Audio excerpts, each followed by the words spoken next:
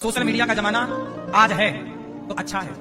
आज मीडिया कुछ बोलती है तो मैं सोशल मीडिया के द्वारा अपनी बात रख देता हूँ। एक जमाना था जब सोशल मीडिया नहीं थी। सोशल मीडिया नहीं थी तो संत लोग पे गलत आरोप लगा लगा के जेलों में डाल दिया कुछ संतों को। मीडिया की बात सुन सुन के हम लोगों को लगा कि मीडिया सही कह रही है, लेकिन मीडिया के बारे में आप लोग जानते हैं कि मीडिया किस तरह का कुछ मीडिया झूठ परोस देती है। अच्छा ये बताओ, आज तो सोशल मीडिया है, सबके हाथ में मोबाइल है।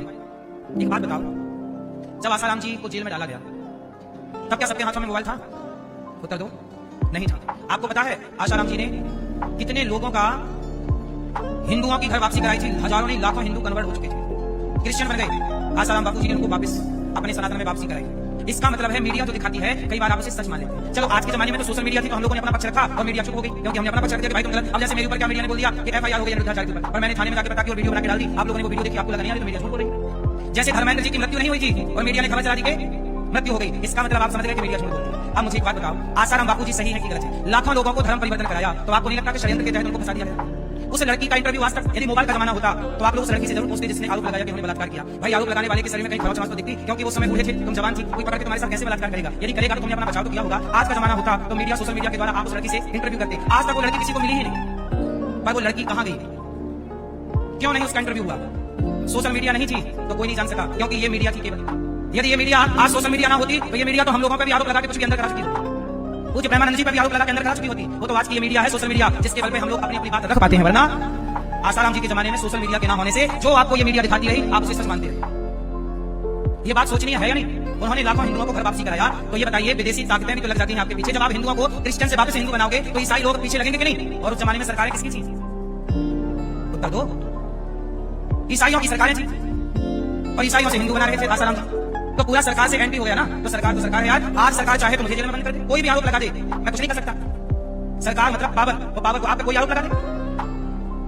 इसका मतलब है मेरी माँ, इस देश के संतों को इसलिए बदनाम किया गया कि युवाओं के मन में संतों के प्रति घृणा हो जाए। वो संतों के प्रति घृणा भर देंगे तो धर्मांतरण के लिए कोई बोलेगा नहीं, धर्मांतरण तेजी से। इसलिए गांव जहां मंदिर थे वहां पर क्या बन गई? क्या बन गई? वहां पर चर्च बन गई। ये संत ही हैं जो सनातन की ढाल बनकर खड़े हैं छाती पे। वो आदमी, वो साधु जेल चला गया किसके लिए? आरोप लगाने वाले और सिद्ध करने वाले। हम ये नहीं कहते कि कानून पर भरोसा मत करो, कानून पर भरोसा करो, पर मुझे एक बात बताओ, एक पक्ष को मीडिया ने दिखाया, एक दूसरा पक्ष उस लड़की का तो सुनते कि बहन तेरे साथ बलात्कार हुआ, तो बूढ़ा आदमी था, तेरे वो क्या कह रही थी कि मेरे माँ बाप बाहर बैठे थे, तो चिल्लाई ना होगी क्या? चिल्लाती तो माँ बाप ना आ जाते। बताओ, पकड़म पकड़ी में खरोंचा खरोंची तो होगी एक दूसरे। तो उस लड़की की खरोंच किसी ने देखी? बोलो भाई, यदि पकड़ा होगा बापू ने तो खरोंच तो आई होगी। साहब बहुत आसान है आरोप लगा देना, बहुत आसान है आरोप लगाना। सोशल मीडिया होती तो ये आरोप, ये मीडिया के षड्यंत्र के कारण बापू जी को जेल हुई। यदि षड्यंत्र ना करती मीडिया तो साहब पैसे में चलती है। आप दे दो 5 करोड़, क्या चलवाना है टीवी पे बताओ? 5 करोड़ तो टीवी पे क्या चलवाना बताओ? किसके जिंदा की खबर चलवाऊं, किसकी मरने की चलवाऊं बताओ? बोलो भाई, सही है कि गलत है? यहाँ पैसे में सब बिकता है। बाबा को पाखंडी इसलिए बोला जाता है साधुओं को, क्योंकि साधु सच बोलता है। एक पक्ष सुना दुनिया ने, दूसरा पक्ष नहीं सुना, और हमारे देश का कानून उस समय अंधा था, आंखों में पट्टी है। सुनो मेरी माँ, आप लोग ऊपर की बातें जानते हो, गहराई नहीं जानते, गहराई नहीं जानते। सुनो, आसाराम बापू उस समय बड़े संत थे, समाज की सेवा कर रहे थे। कुछ माँ संतों को बदनाम करने का शर्त, किस मीडिया ने किस संत को छोड़ा है ये बताओ मुझे? क्या पूज्य प्रेमानंद जी को बदनाम करने के लिए प्रयास नहीं किया? वो तो उनका चल नहीं पाया बस। वरना डिबेट लगा लगा के दिन भर प्रेमानंद जी के बारे में, पूज्य प्रेमानंद जी के बारे में चलाया कि नहीं? 4 महीने पुरानी बात बोल रहा हूँ, पूरी कसर लगा दी, पूरी जान लगा दी, कसर छोड़। वो तो पूज्य प्रेमानंद जी पे आप लोगों का विश्वास था और सोशल मीडिया की सारी बातें स्पष्ट हो गई। वरना क्या क्या आप बोल सकते थे? मीडिया जो बोलती आप लोग सब ठीक दिखा रहे बस। इसलिए मेरी माँ, इस देश में संतों के बलिदान, संतों के योगदान को मीडिया ने नहीं दिखाया। संतों ने कितने लोगों को हिंदू बना दिया, धर्म से भटके हुए लोगों को रास्ता बता, वो नहीं बताएगी। संतों के बारे में केवल अफवाह उड़ाओ, संतों के प्रति सनातन की नफरत पैदा करो और फिर बॉलीवुड गुटखा बेचेगा। संत लोग रहेंगे तो गुटखा बिकेगा ही ना, संत लोग। पर मैं केवल इतना कहना चाहता हूं कि मीडिया का जमाना होता तो सही, यदि वो गलत थे तो फिर जेल में थे ही। पर दूसरा पक्ष भी तो सुनते लड़की का जिसके साथ बलात्कार हुआ है, उसकी भी तो पूरी बातें, उसकी कोई एक वीडियो आई हो तो बताइए, क्योंकि मोबाइल का जमाना नहीं था मेरी बहन। कहा कि उन्होंने सनातन की सेवा बहुत की है, तो सेवा करने वाले को यदि मुझे बदनाम करने का प्रयास किया तो मुझे लगा कि मुझे और पूज्य प्रेमानंद जी को बदनाम करने का षड्यंत्र यदि ये देश के कुछ लोग कर सकते हैं, आसाराम जी को भी बदनाम करने का षड्यंत्र। और वो वहां पास हो गए, वो यहाँ फेल हो गए क्योंकि यहाँ सोशल मीडिया है। वहां पास हो गए क्योंकि वहां उनका पक्ष रखने वाला सबको लगा कि यार बलात्कार के केस में अंदर बोलेंगे तो लोग क्या कहेंगे, तो बलात्कारी का पक्ष लेता।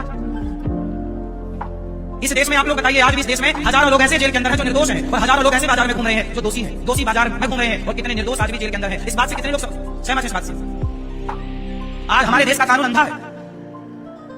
ये सोचिएगा, मेरे मन में केवल सोचा ही विचार आया, मैंने आपको बोल दिया। एक पक्ष उन्होंने समाज की सेवा की, सनातन का प्रचार किया, घर घर में राम नाम पहुंचाया है आसाराम जी ने, और किसी के कहने से देखो क्या स्थिति हो गई।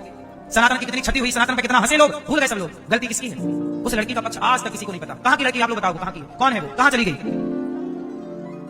भाई आज के जमाने में आप एक लड़की को 2 करोड़ रुपया दे दो, बुलवा लो, क्या बुलवाना?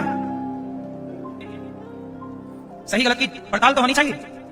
आंख बंद करके क्या कहते हैं, मीडिया तो आंख बंद करके बोलती है।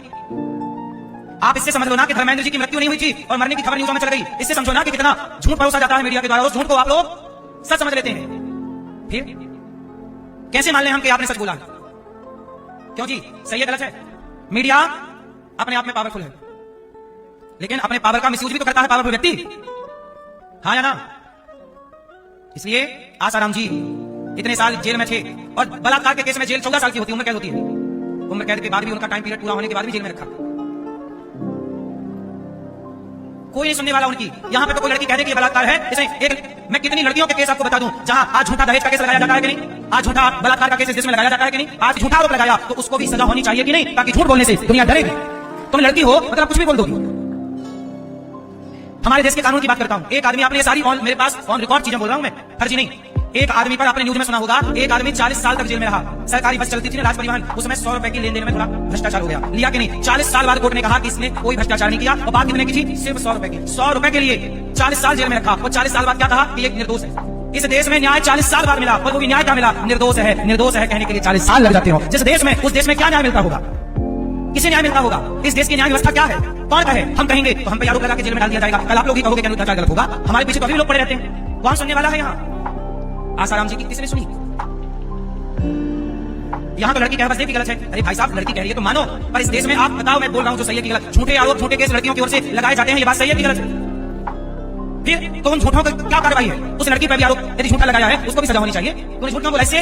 अब यहाँ तो देखो जी, कोई कुछ बोल दे, क्यों बोलते भाई? ये देश स्वतंत्र है, जीने का अधिकार आपको है, लड़के को भी है। हम ये नहीं कहते कि लड़की ज्यादा है कि लड़का, दोनों बराबर। लड़का कम है, लड़की ज्यादा है, सम्मान नारी का हो। और मेरी बहन, तुम्हारे भाई पे कोई बलात्कार का आरोप लगा दे तो तुम्हारा भाई जेल चला जाए तो तुम भी तो महिला हो, तुम भी तो रोगी अपने भाई के लिए, तुम भी रोगी अपने बाप के लिए, तुम भी रोगी अपने, क्योंकि यदि पुरुष है तो वह पुरुष किसी नारी से ही आया है, वह पुरुष किसी नारी से ही आया है। इसलिए मेरी माँ, इस देश में कानून ऐसा हो जहां की यदि मैं आपको गलत आरोप लगाऊं, यदि मैं सही बोल रहा हूं तो आपको सजा होनी चाहिए, और मैं झूठ बोल रहा हूं तो मुझे भी सजा होनी चाहिए, हाँ या ना? मैं झूठ क्यों बोलूंगा? मैं आपका चरित्र से खिलवाड़ क्यों करूंगा? मैं आपकी छवि कितनी अच्छी समाज में है, और कोई लड़की आके कहते कि जिसने छेड़ा है पूरी समाज में, और समाज की ये गंदी आदत है कि लोग तुरंत विश्वास कर लेते हैं। एक बार पड़ताल तो कर लो। जरूरी नहीं है कि जो आरोप लगे वो सही हो। आरोप तो माता सीता पर भी लगे, क्या वो आरोप सही थे? जोर से, यदि आरोप सीता माता पर लगे तो सीता माता पर लगे समाज के आरोप गलत थे। पड़ताल तो करे कोई, पड़ताल करोगे तो तह तक पहुंचोगे, बिना पड़ताल के क्या पाओगे? आंखों में पट्टी बांध के न्याय नहीं होता साहब, और इस देश में न्याय आंखों में पट्टी बांध कर होता है। कानून अंधा है इस देश का। अंधे धृतराष्ट्र थे, द्रौपदी की लाज लुटती रही, न्याय नहीं मिला।